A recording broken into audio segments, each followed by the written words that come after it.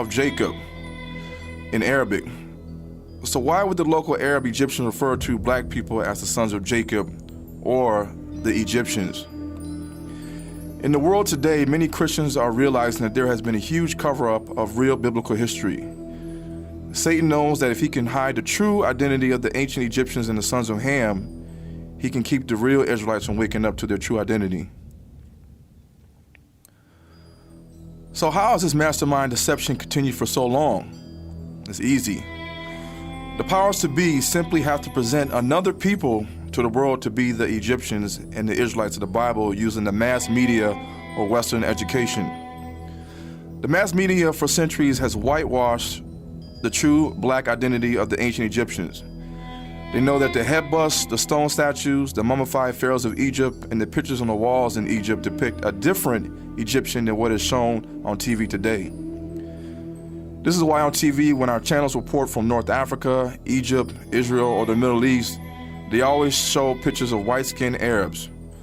On the movie screen, the Egyptians are just plain white, which is plain wrong. According to biblical history, Abraham's son Ishmael is birthed by a black Egyptian woman named Hagar. In the Bible, she's referred to as Hagar the Egyptian. Hagar later gets a wife for her son Ishmael from black Egypt. Now this would technically make the Ishmaelite Arabs back then and today black. After all, if Abraham was a black-skinned Shemitic man and Hagar was a black-skinned Hamite, their offspring should also be black. This can be proven by the historical writings of the ancient Arabs. Now, 7th century AD Arab poet Miskeen al-Darimi quoted, "I am Miskeen for those who know me, my color is dark, the color of the Arabs."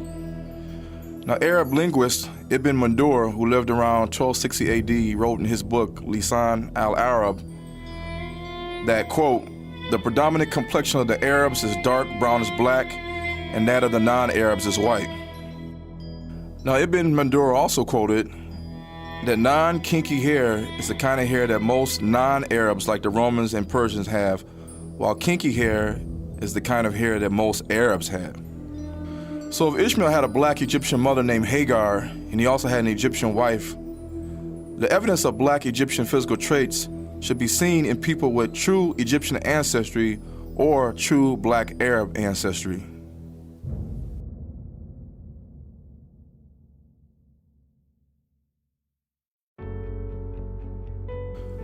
The truth is, the white Arabs and the white European Jews' real biblical identity has been hidden today because the term Semitic has been used to describe them since they currently live in biblical Shemitic lands.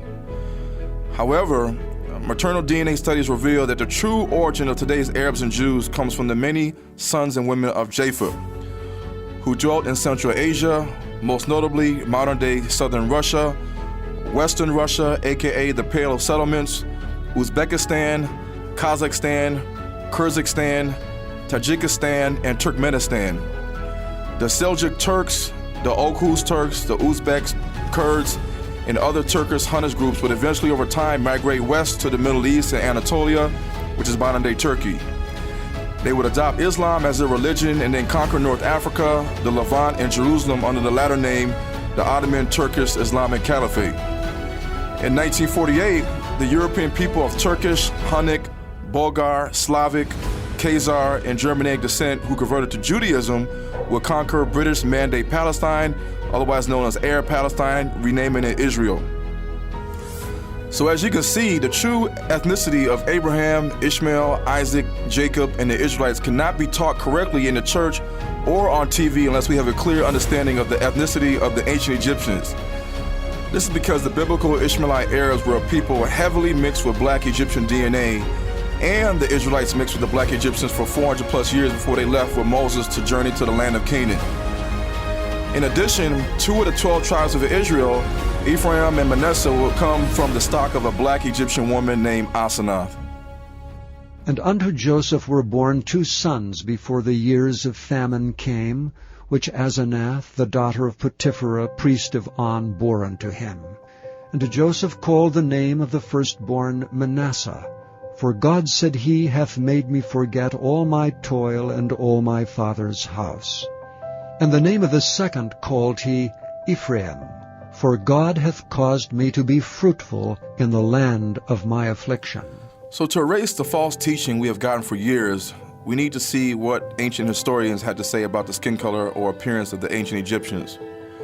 Now Herodotus, a Greek historian who lived and spent time in Egypt during 480 BC, made a statement about a group of people called the Colchians who resembled the Egyptians but lived in above the Turkey-Armenia boundaries along the western slope of the Caucasus Mountains near the Black Sea in what is now called the European country Georgia. Now he quoted, "For the fact is I soon came to realize myself, and then heard from others later that the Colchians are obviously Egyptian. When the notion occurred to me, I asked both the Colchians and the Egyptians about it, and found that the Colchians had better recall the Egyptians than the Egyptians did of them. Some Egyptians said that they thought that the Colchians originated with Pharaoh Sesostris' army, but I myself guessed their Egyptian origin not only because of the Colchians are dark-skinned and curly-haired, but more importantly because Colchians, Egyptians, and the Ethiopians are the only peoples in the world who practice circumcision and who have always done so."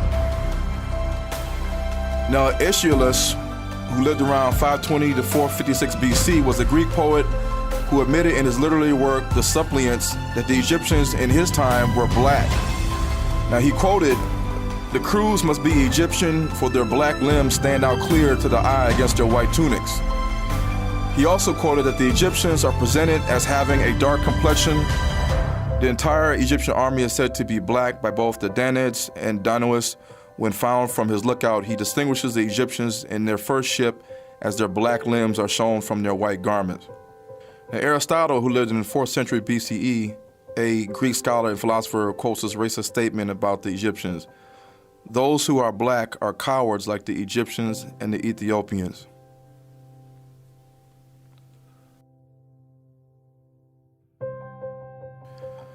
The world is so confused right now that even though we see an agenda to whitenize the Egyptians, when black people or anybody non-white say that they are the Israelites, people say, "Nope, you are a Hamite Egyptian," or "No, you are a Hamite Canaanite." These statements have been attributed to the so-called Negro and the so-called Native American Indian, which are bywords given to these people groups by the European sons of Japheth. Now, was this trickery and confusion prophesied in the Bible? God shall enlarge Japheth, that he shall dwell in the tents of Shem, and Canaan shall be his servant. And thou shalt become an astonishment, a proverb, and a byword among all nations, whither the Lord shall lead thee. So what are the cold, hard facts that cannot be disputed?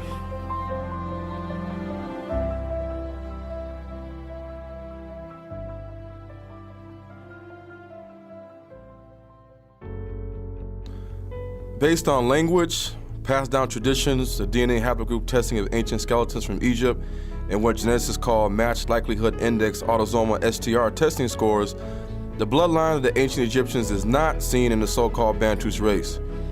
In all actuality, the bloodline of the ancient Egyptians can be seen in the Dogon tribe, the Fulani people, the Alur tribe, the Hausa people, the Beja, Afar peoples, and the Somalian tribes in the Horn of Africa. According to Abbasid 9th century Muslim geographer Ahmad al-Yaqubi, the Beja people in ancient times had kingdoms stretching from Aswan in South Egypt to Massawa in Eritrea. Now, some Egyptologists say linguistically the Beja tribe has similarities to the language of the ancient Egyptians, just like certain tribes in Somalia. Their language also falls into the Kush family of languages seen in Sudan and Nubia, which was a part of ancient southern Egypt in BC times.